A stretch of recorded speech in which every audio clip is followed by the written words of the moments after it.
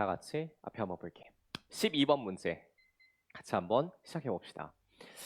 재작년 수능 31번에 배치된 문제고 배점은 2점으로 출제가 됐었던 문제입니다. 근데 쉽지는 않아요. 문제 자체가 지문이 상당히 긴 지문이에요. 그쵸? 중요한 포인트 좀 적어줄 텐데 일단 빈칸 문장을 봤을 때 여러분이 반드시 주의해야 될 포인트가 있습니다. 뭐가 들어가 있어? 부정어 리틀이 들어가 있죠. 리틀에다가 별표. 빈칸 내의 부정어는 반드시 주의하셔야 됩니다. 밑줄이 거의 없는 겁니다. 두 번째, 이 지문을 관통하는 굉장히 중요한 개념어가 딱 한 가지가 있는데 그게 paradoxical이라는 개념이에요. paradoxical. 마지막에도 paradoxical outcome이라는 개념을 사용하겠죠. 한국어로 얘기하면 paradox 같은 표현으로는 irony라고 얘기하죠. 이걸 정확하게 개념화를 시켜놔야 돼. 왜? 이게 국어에서도 나오고 영어에서도 나오고 굉장히 많이 반복돼서 기출 속에서 보여지기 때문입니다. 한국어로는 모순 또는 역설이라고 표현을 해요.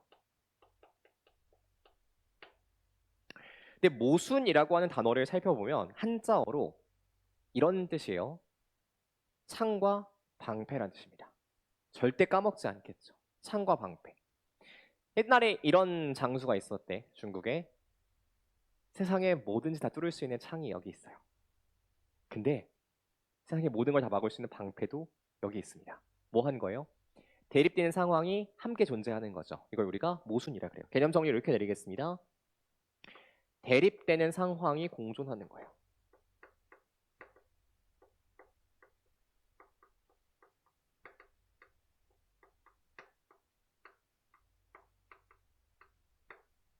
이 대립되는 상황이 꼭 긍정과 부정을 의미하지는 않아.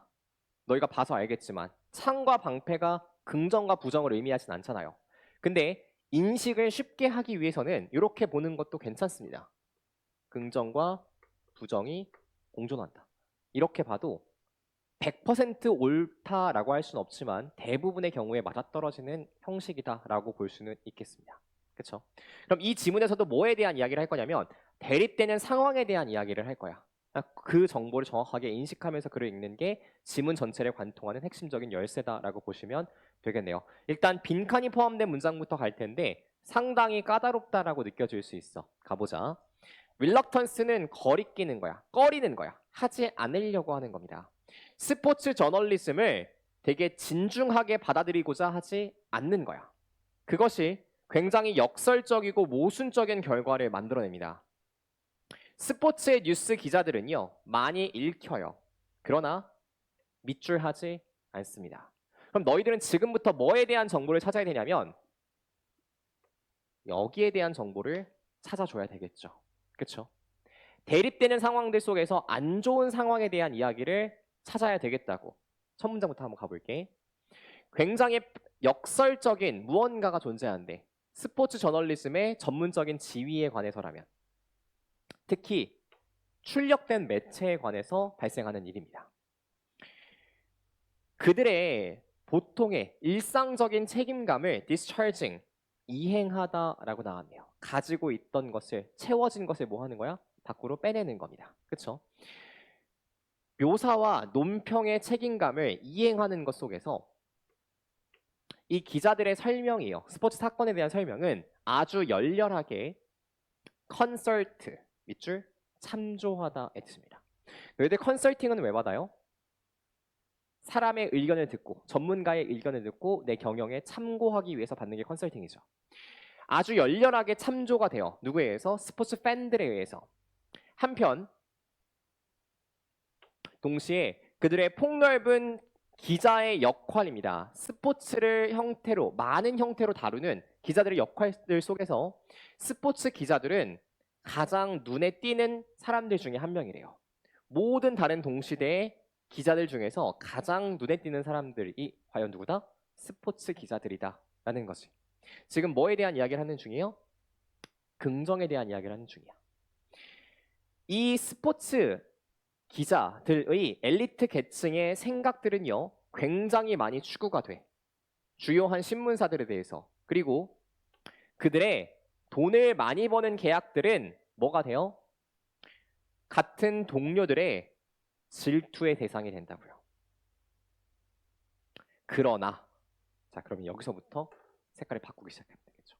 그러나 대립되는 상황이 등장을 할 거라고. 그러나 스포츠 저널리스트들은요, 기자들은 지위를 갖지 못합니다. 전문적인 지위를 갖지 못합니다. 이게 곧 뭐겠다? 빈칸에 들어갈 핵심적인 표현이겠다. 얘네들은 전문적인 지위를 갖지 못해. 뭐에 상응하는 지위를 갖지 못하냐면 그들의 독자의 수나 페이 패킷은 급여의 수준입니다. 급여의 수준에 상응하는 그러한 전문적인 지위를 갖지 못해요. We're already saying that 이라고 나왔죠. 이 뒤에 있는 문장이 상당히 까다롭거든요. 오래된 격언과 함께 라는 뜻입니다. 이것은 클리셰, 진부한 말까지에 올라온 그런 말이 하나가 있어요. 그 말이 뭐냐면 스포츠라고 하는 것은 뉴스 미디어의 장난감 부서에 해당한다 라고 하는 말이에요. 스포츠 뉴스를 뭐라고 여기는 거야? 장난감 부서 정도로 여기는 거예요. 전문적인 지위를 갖지 못한 거죠. 이것은 여전히 readily to hand, 건네는 거야. 쉽게 건네는 거죠. 무엇으로써? 스포츠 저널리스트의 가치를 무시하는 것으로서 쉽게 건네지게 된다고요. 자, 스포츠 기자들은 많이 읽히지만 뭐가 없어요? 전문적인 지위가 거의 없네. 존경을 받지 못하네요. 정답 몇 번? 2번. 이렇게 들어가는 게 타당하겠다. 맞죠? 자, 12번까지 전체 클리어. 지금부터 3분간 요약 정리하도록 하겠습니다. 1번으로 넘어가세요.